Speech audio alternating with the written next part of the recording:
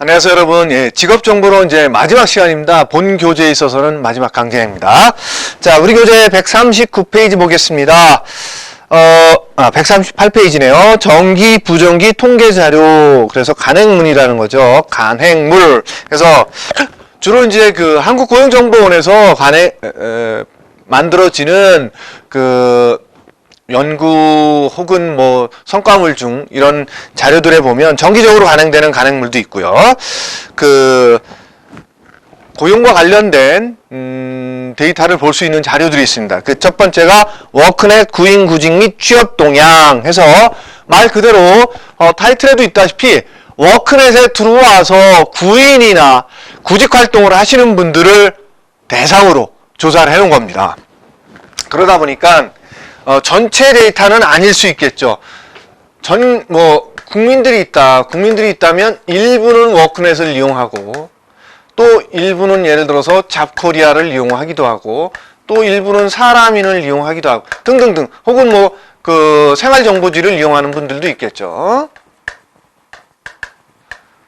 또 직업 소개서를 이용하시는 분들도 있을 거고요. 그죠? 고용센터는 워크넷과 같은 거죠. 어쨌든 구인 구직 활동을 함에 있어서 기업도 마찬가지고 개인도 마찬가지일 겁니다. 이렇게 워크넷을 활용하는 사람들을 통해서 얻는 데이터만을 여기서 얘기하는 거기 때문에 전 국민을 대상으로 하는 데이터는 아니다. 대신 워크넷에 들어와서 구인 구직 활동을 하는 사람들을 통해서 얻는 데이터라는 거죠. 그래서 워크넷 데이터 자체를 한국고용정보원에서 관리하기 때문에 한국고용정보 홈페이지에 이 자료가 제공이 되고 있고요. 그 다음에 한국표준산업분류, 한국고용직업분류를 따른다. 그래서 산업은 한국표준산업분류, 직업은 한국고용직업분류 체계를 따라서 정보를 제공해 준다라는 거고요. 통계표에 수록된 단위가 반올림되어표이기 때문에 전체 수치와 표 내의 합계가 일치하지 않을 수 있다. 이게 무슨 얘기냐면 이런 거죠.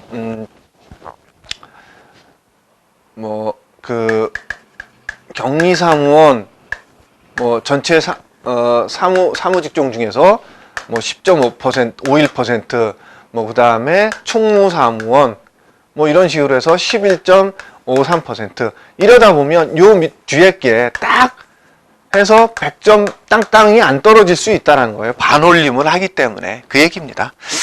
그 다음에 사업체 노동력 조사, 말 그대로 사업체에서 근로하는 노동력과 관련된 내용들을 조사하는 거예요. 그래서 사업체 노동력 조사는 현원, 빈 일자리 및 이직에 관한 사항과 그래서 노동력이기 때문에 노동력이라는 건 뭐예요? 주로 이제 노동자의 어떤 숫자, 물론 노동력이라는 게 노동시간도 들어가지만 노동시간이 될 수도 있고 사람이 될 수도 있지만 시간도 조사하지만 사람에 대한 거기 때문에 그래서 이달에는 얼마나 입직이 있었고 이직이 됐고 또 기본적으로 빈 일자리는 몇 개나 다고 이런 것들을 조사하고 거기에 더해서 이제 임금이나 근로시간에 관한 사항들도 매월 조사해서 변동 추이를 파악한다. 그래서 주로 이제 어느 지역에 몇 개의 빈 일자리가 있나 이런 것들을 파악하는데 아주 도움이 될 수 있다는 거죠. 그 다음에 조사 대상은 종사자 1인 이상의 민간이나 공공기관 중 28,000개의 표본사업체, 그 다음에 지역별 사업체 노동력 조사는 민간사업체 및 공공기관이 24만 개의 표본사업체를 조상으로 한다. 그 다음에 직종별 사업체 노동력 조사라는 것도 있다. 직종별이라 그랬으니까 거의 직업별이겠죠. 직업별. 그래서 사업체의 정상적인 경영활동에 필요한 부족 인원의 규모 등을 산업별, 규모별, 직종별로 조사해서 고용정책 기초자료로 제공한다. 그래서 빈 일자리, 부족한 인력 이런 것들을 조사하기 때문에 주로 이제 공석 그러니까 얼마나 구인이 될 수 있는지 이런 데이터를 조사하기 위해서 하는 거죠. 그 다음에 기업체 노동 비용 조사. 비용이라 했으니까, 노동 비용이라 했으니까, 사람을 씀으로 해서 들어가는 인건비라든가, 혹은 유니폼, 작업복, 이런, 그 다음에 복리후생비, 이런 전체적 사람을 씀으로 해서 발생하는 전체 비용을 조사하는 거죠. 그래서 근로자 고용에 소요되는 재반 비용을 전반적으로 조사 파악해서 복지노동행정 구현을 위한 노동정책 입안 자료로 사용되고, 그래서 이제 우리나라 노동자는 다른 나라에 비해서 얼마나 노동복지 혜택을 받고 있느냐, 이런 것들을 조사할 때도 쓸 수 있다라는 거죠. 그래서 상용근로자 10인 이상 기업 중 회계법이 회사법인을 대상으로 한다라는 거죠. 그 다음에 사업체 노동 실태 조사.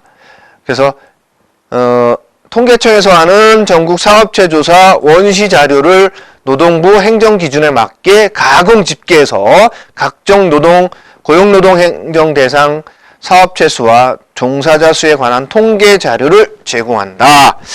사업체 노동 실태 조사는 뭐냐면 말 그대로 사업체에서 노동에 관련된 거를 어떻게 활용하고 있는 노동력을, 이런 부분들이 주가 되고요. 그 다음에 고용 형태별 근로자 패널 조사. 말 그대로 고용 형태라 그랬으니까 뭐 정규직인지 비정규직인지 이런 고용 형태에 따라서 어떤 이렇게 근로자를 쓰고 있는지, 혹은 그 사업체에서 비정규직에 대해서 주로 이제 비정규직에 대해서 조사하기 위해서 하는 거예요.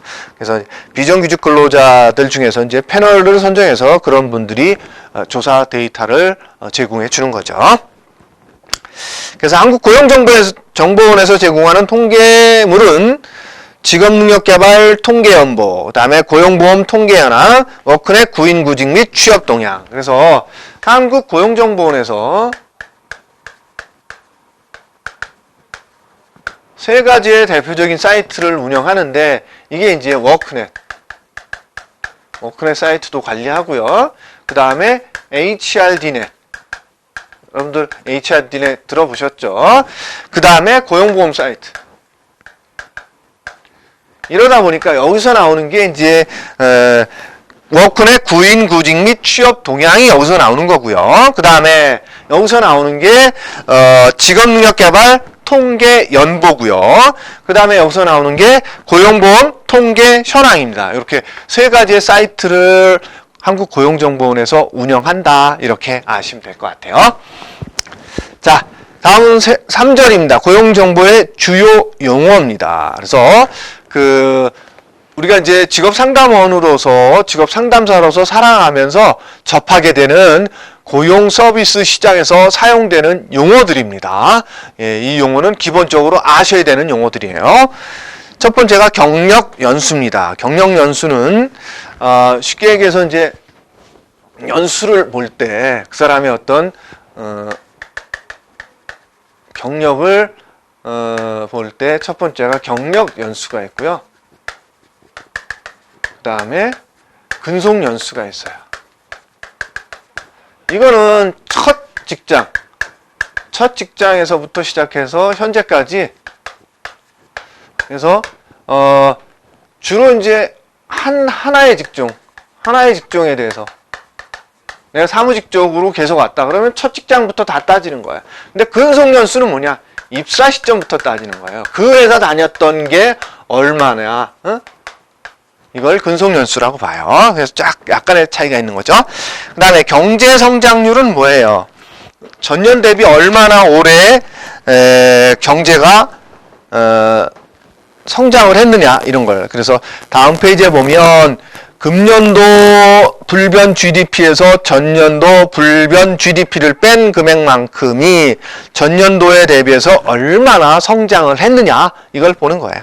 성장률이에요, 말 그대로. 그 다음에 경제활동인구. 경제활동인구는 노동시장론에서도 나오지만 이 인구 트리를 반드시 좀 알고 가셔야 돼요. 인구라는 거는 노동 가능 인구가 있고요. 비노동 인구가 있고요. 그 다음에 노동 가능 인구는 다시 경제활동 인구와 비경제활동 인구로 나눠진다. 경제활동 인구는 다시 취업자와 실업자로 나눠지고, 취업자는 다시 임금 근로자와 비임금 근로자로 나눠진다. 임금 근로자는 주로 이제 돈을 받고 일하는 사람들을 말하는 거예요. 그래서 정규직이 됐든 비정규직이 됐든 중요하지 않습니다. 돈을 받고 일하는 사람이라면 모두 다 임금 근로자다. 비임금 근로자는 자영업자. 이 사람들은 임금을 받는 게 아니죠. 본인의 사업 수익을 가져가는 거죠. 그 다음에 무급가족 종사자.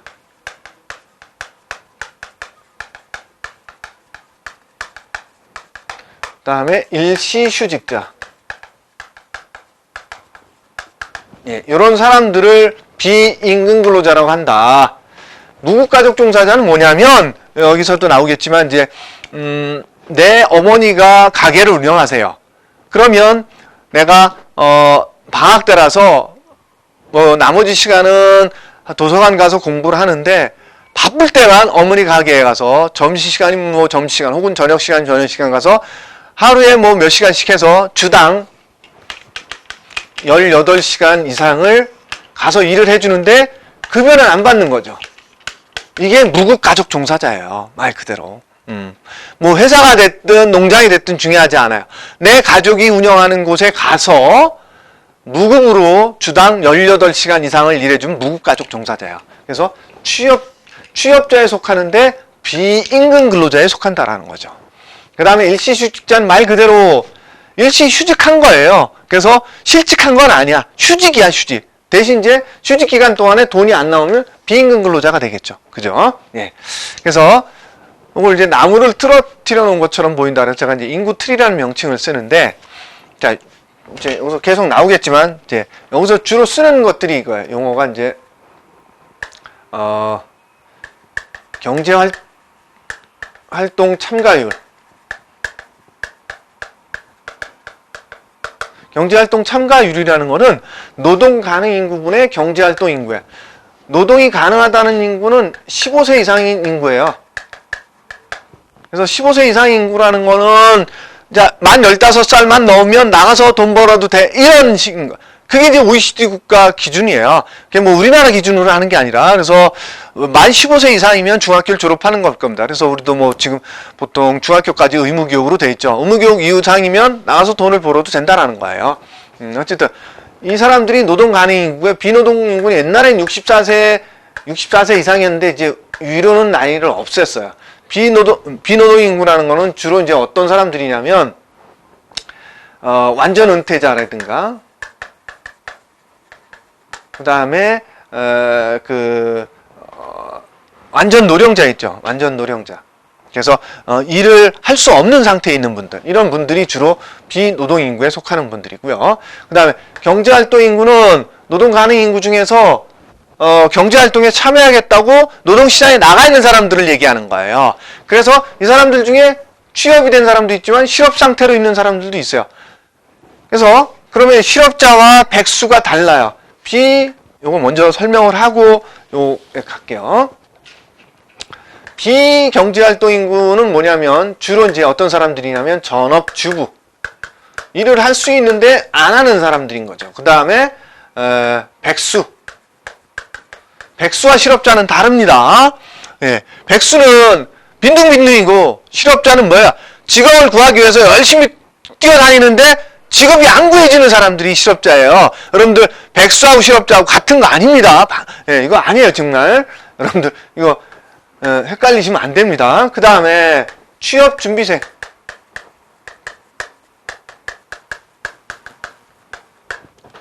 그 다음에 뭐 예를 들어서 병원에 누워 있거나 뭐 이런 그 질병 치료자 뭐 이런 사람들이겠죠. 그 다음에 학생. 학업에 전념하는 학생인 거죠. 이런 사람들이 비경제활동 인구입니다. 학생 중에서 예를 들어서 주당 1시간 이상이라도 알바를 하고 있다. 그럼 이 사람은 경제활동 인구입니다. 그냥 비경제활동 인구 아니에요. 그래서 자, 취업준비생도 지금은 나가서 취업을 활동을 하는 게 아니라 준비만 하고 있는 사람들인 거예요. 예를 들어서 임용고시를 준비하는 사람이라든가 공무원 시험 준비를 한다든가 공채 준비를 한다든가 지금 구직 활동을 하는 게 아니죠. 구직 활동이라는 게 뭐예요? 지금 어딜 막 다니면서 이력서도 내고 면접도 보러 이런 게 구직 활동인 거지 준비만 하고 있는 사람들은 아닙니다. 이걸 취업 준비생이라고 부르죠. 이 사람들은 뭐다? 현재까지는 비경제 활동인구다. 뭐 이 사람들도 나갈 수 있겠죠, 이쪽으로. 그 다음에 이 사람들도 나갈 수 있게. 이 사람들이 문제인 거죠. 나갈 생각을 안 하고 있는 사람들인 거죠. 이 사람들도 마찬가지고 이 사람들도 학교 졸업하면 경제활동으로 나가겠죠. 그 다음에 경제활동 인구 중에서 주당 1시간 이상만 나가서 일하고 있다. 돈 받고 일하고 있는 거다. 그럼 취업자로 봐요. 예, 통계상으로는. 예를 들어서 내가 동네 편의점을 일주일에 1시간만 나가서 일하고 있다. 그래도 취업자예요. 그래서 취업률이 높은 거고요. 그 다음에 실업률이 낮은 거예요. 왜? 또 이런 사람들은 실업률에 들어가질 않습니다. 예, 좀 이따 다시 한번 설명. 요 사람 중에서만 실업자가 몇 명이라는 본 게 실업률이에요. 그렇기 때문에 이 사람들이 포함이 안 돼 있어요. 실업률에는.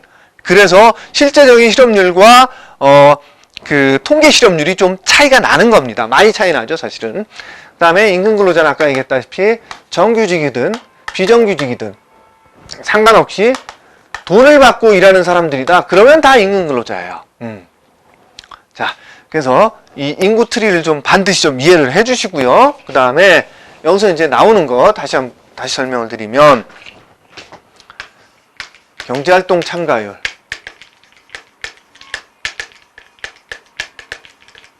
이런 노동 가능 인구분의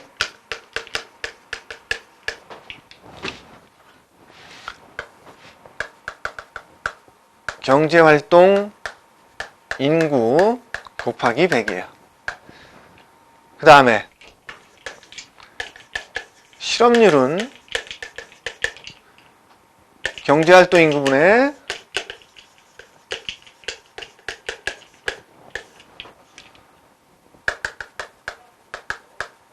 실업자 곱하기 100이고요. 그 다음에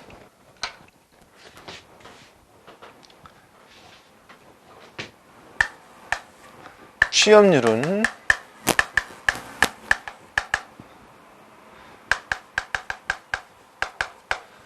경제활동 인구분의 취업자예요.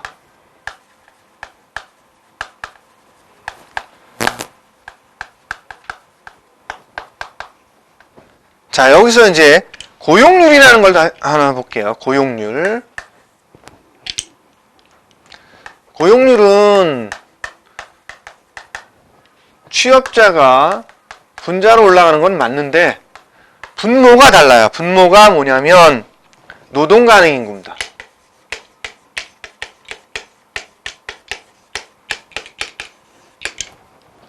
자, 그래서 말 그대로 경제활동 인구 참가율이라는 거는 노동 가능 인구분의 경제활동에 참여하는 비율이 얼마나 돼? 라고 보는 거예요. 그 다음에 실업률은 전체 경제활동 인구 중에서 취업자가 차지하는 비율이 얼마나 돼? 라고 본 거예요. 그러다 보니까 이 모수가 경제활동 인구죠. 비경제활동 인구가 들어가지 않아요. 그래서 제가 아까 백수라든가 전업주부라든가 학생이라든가 취준생이 아예 실업률에서 뭐다? 빠져 있다라는 거예요. 아시겠죠? 여기 이게 포함이 안 되니까 이것만 갖고 보니까. 그 다음에 취업률은 반대로 요게 아닌 요것만 갖고 본 거예요. 취업자만. 경제활동 인구 중에서 얼마나 취업을 했느냐라고 보는 게 취업률이에요. 근데 고용률은 뭐냐? 노동 가능 인구로 이거를 봐요. 이거. 그러다 보니까 뭐야? 이거 다 들어가 있는 거예요. 경제활동 인구든 비경제활동 인구든 다 들어가 있는 거죠. 이게.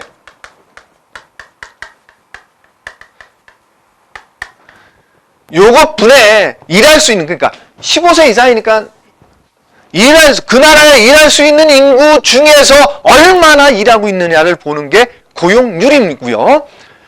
취업률은 노동시장에 나와 있는 사람들 중에서 몇 퍼센트나 취업했느냐를 본 게 취업률이에요. 그래서 이 취업률과 고용률이 다르다라는 거 분명히 아셔야 됩니다. 예, 그래서 주로 이 네 가지를 많이 물어본다라는 거죠. 이 인구 트리를 가지고는. 예. 자, 그래서 경제활동 인구라는 거에 대해서 설명을 이제 이걸 보시면 알 거고요. 그 다음에 경제활동 참가율, 당연히 나오겠죠. 고용률, 그 다음에 교육훈련비, 교육훈련비는 당연히 취업을 하기 위해서, 교육에 쓴 비용들을 얘기하겠죠. 그 다음에 구인 배율이라는 거는 말 그대로, 구인이 뭐예요? 회사에서 사람을 구하는 비율을 얘기하는 거죠. 그래서 구인 배율이라는 거는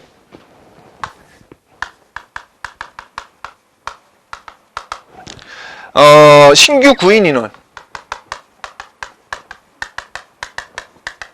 신규 구직 인원분에 그래서 신규로 직업을 구하고자 해서 나온 사람 대비 회사에서 얼마나 사람을 쓰겠느냐 하는 비율이에요. 쉽게 얘기해서 이 구인 배율이 높으면 높을수록 구직자 입장에선 좋을까요? 안 좋을까요? 생각해 보세요.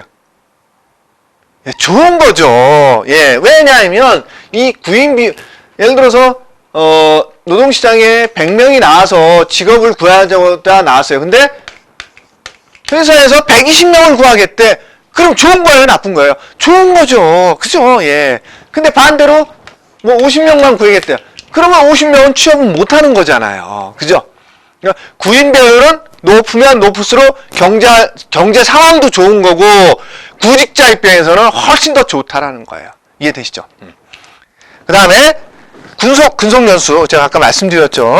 그 회사에 입사한 데서 얼마나 일을 했냐를 보는 거죠. 그 다음에 기능 수준, 지도를 할 수 있는 정도의 기능 가진 사람을 지도 기능자. 그 다음에 아주 일을 잘한다. 그럼 숙련 기능자예요. 그래서 보통 6개월 이상의 기능 습득을 요하는 기능 직종에서 3년 이상을 경험을 가진 자가 숙련 기능자고요. 반숙련은 6개월 이상의 기능 습득을 요하는 직종에서 1년 이상의 경험을 가졌대요. 미숙련 기능자, 말 그대로 기능이 거의 없는 사람을 얘기하는 거죠. 그 다음에 기업체. 이거는 전에 이제 산업분류에서 기업체와 사업체가 다르다고 제가 말씀드렸었죠. 기업체는 이제 법적, 제도적 최소 단위예요. 말 그대로 기업 그 자체예요. 그 다음에 노동비용. 노동비용은 사람을 쓰는 데 들어가는 비용을 얘기하는 거죠. 그 다음에 모집비용. 사람 채용하는 데 들어가는 비용이고요. 법정 복리비. 4대 보험 같은 경우가 해당하고 장애인 고용 촉진금도 법정 복리비에 들어가요. 그 다음에 법정 외 복리비. 4대 보험이나 장애인 고용 촉진 부담금 외에 예를 들어서 회사에서 식당을 운영하고 싼 값에 점심을 제공해준다. 이런 것들이죠. 그 다음에 기숙사, 통근버스 이런 것들은 법적으로 할 의무는 없지만 회사에서 해주는 것들 이런 것들이 법정 외 복리비고요. 그 다음에 부족률이라는 것은 회사에서 사람을 채용해야 되는데 그만큼 채용을 못했어. 그게 부족률이에요. 그래서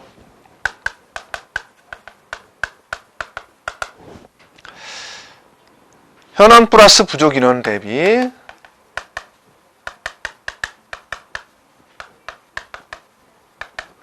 부족 인원이야.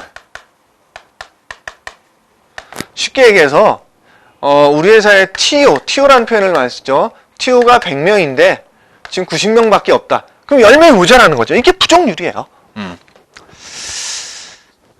그 다음에 부족 인원은 당연히 부족한 인원이고요.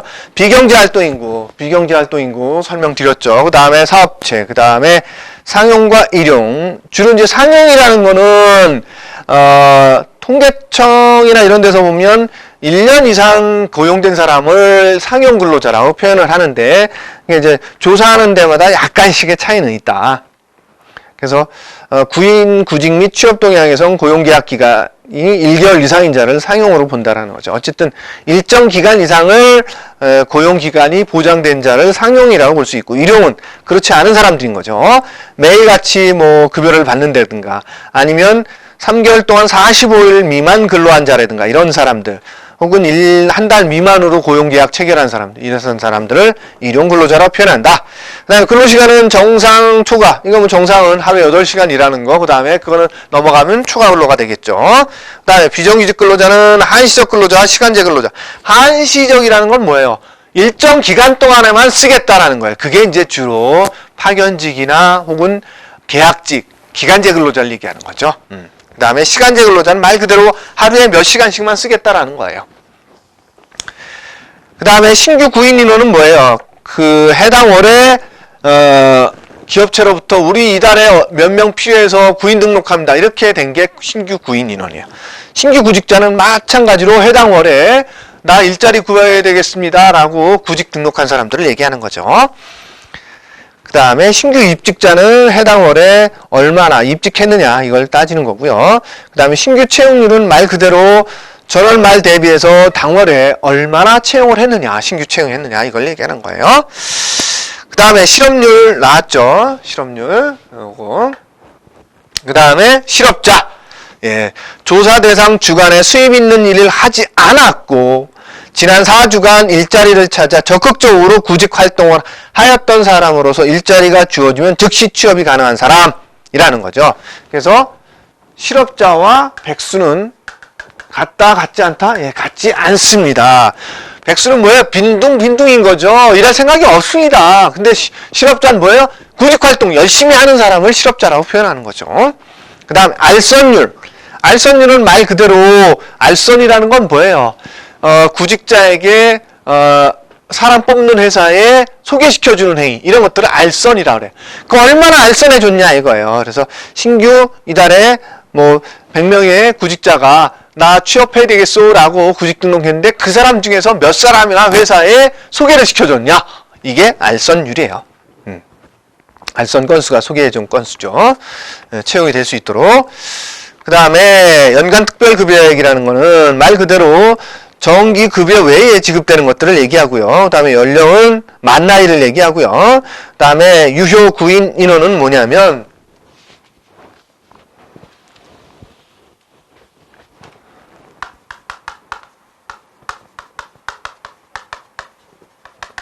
자, 월초에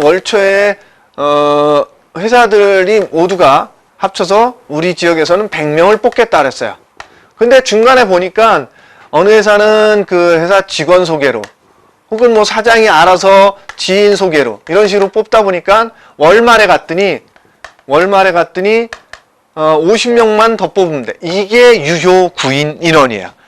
반대로 유효 구직자도 마찬가지예요. 월초에 나 직업을 구해야 되겠습니다라고 100명이 구직을 등록했는데 중간에 뭐 취업을 한 거예요. 몇 사람이. 그래서 50명이 취업을 했어. 월말에 갔더니 50명만 남았어. 아직도 취업해야 되는 사람. 그게 유효 구직 인원이에요. 예. 이렇게 보시면 되고요. 그 다음에 실업률. 예. 실업률이 아니고 유효 구직자 수도 그렇고 월 근로시간 정상 근로시간 플러스 초과 근로시간. 그 다음에 월 금액은 정상급여 플러스 초과급여. 그 다음에 월 평균 근로시간 수는 말 그대로 이달에 근로자들이 평균적으로 얼마나 일했느냐를 보는 거예요. 그래서 전월 말 근로자 수와 당월 말 근로자 수, 평균적인 인원을 보는 거죠. 전월 말 근로자와 당월 말 근로자, 그러니까 전달, 이달 합쳐서 두 개로 나눈 거니까 평균적인 근로자 수가 되는 거죠. 거기에 총 근로시간은 어떻게 돼? 해서 나오는 게 평균 근로시간이고요. 월평균 근로일수도 마찬가지예요. 그 다음에 월평균 임금도 마찬가지로 그렇게 보고요. 그 다음에 이직률은 전월 말 대비 이달에 얼마나 우리 회사를 떠난 사람이 몇 사람이나 돼? 이게 이직이에요. 그 다음에 임금. 정액급여는 말 그대로 정해진 급여죠. 그 다음에 초과급여는 정상근로시간 외에 일해서 받는 거. 그 다음에 특별급여는 뭐 상여금이나 성과급 같은 거를 얘기하는 하는 거죠. 그 다음에 입직률이라는 거는 당월에 얼마나 입직을 했느냐예요. 입직이라는 건 뭐예요? 예, 직업에 들어가는 거죠. 입직. 그래서 전월 말 근로자 수 대비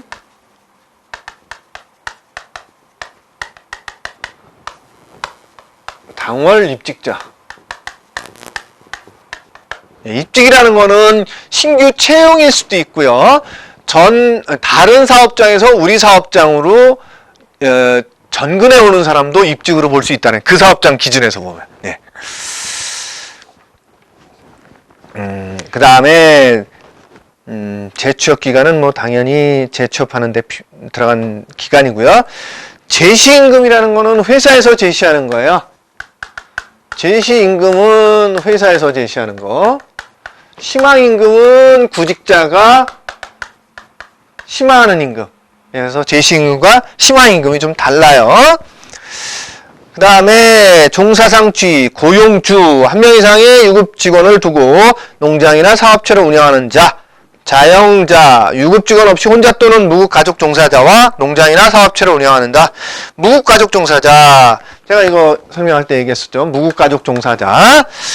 그래서 동일 가구 내 가족이 경영하는 사업체, 농장에서 무보수를 일하는 사람으로서 조사 대상 주간에 18시간 이상, 일주에 한 주에 18시간 이상을 무급으로 일한 가족 종사자예요.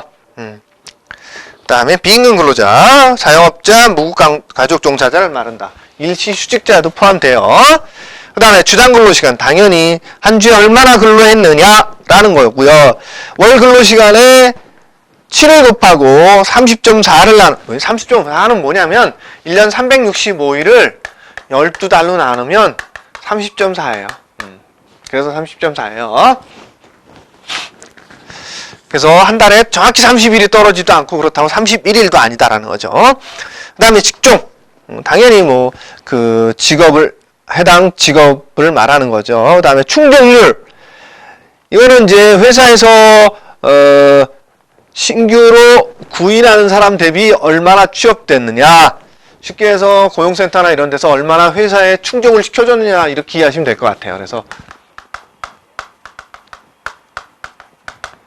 신규 구인 인원 대비 신규 취업자인 거죠. 취업자 수.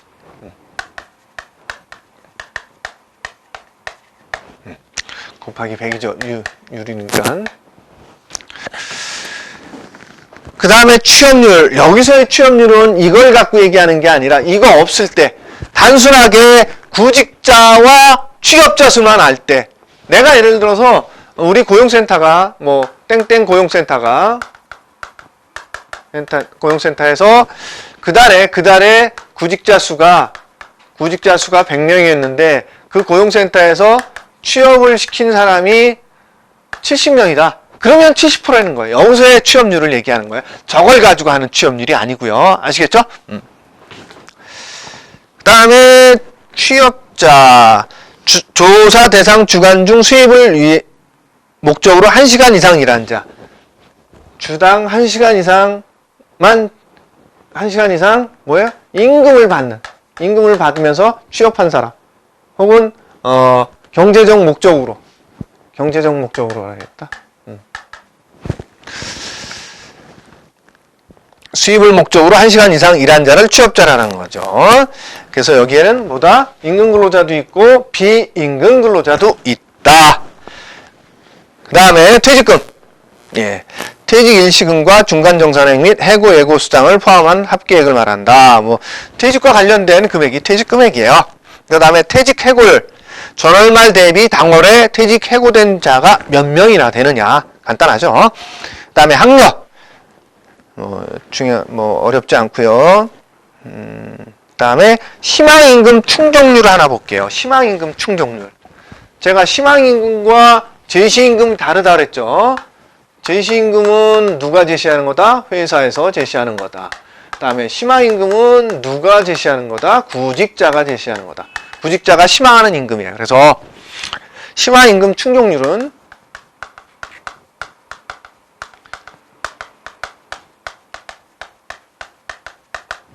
보통의 경우에는 그 값이 분자로 가게 돼 있는데 심화임금 충족률은 반대. 왜냐하면 이걸 누구 기준에서 본 거냐면 구직자 기준에서 본 거야. 구직자 기준에서 본 거기 때문에 예를 먼저 들어볼게요. 구직자 입장에서는 월 250만 원을 받고 싶었는데 회사에서 얼마를 제시했냐면 200만 원만 제시했어요. 그러면 이 희망임금 충족률이 다 충족됐나요? 안 됐죠. 예를 들어서 한 80%나 90% 충족됐겠죠. 이게 희망임금 충족률이에요. 그러니까 본인이 받고 싶은 임금 대비 회사에서 얼마나 제시해 줬느냐를 얘기하는 거예요. 그러다 보니까 이걸 그대로 옮기면 어떻게 되는 거예요?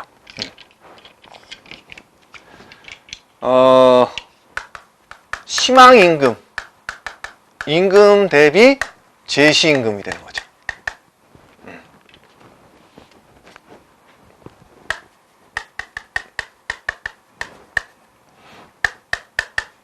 예, 그래서 보통은 제가 이제 여기도 마찬가지고 그 값이 분자로 주로 올라가게 돼 있어요. 근데 여기만큼은 반대로 분모로 온다. 왜? 누구 기준이기 때문에 구직자 입장에서 봐야 되기 때문에 그렇다라는 거예요.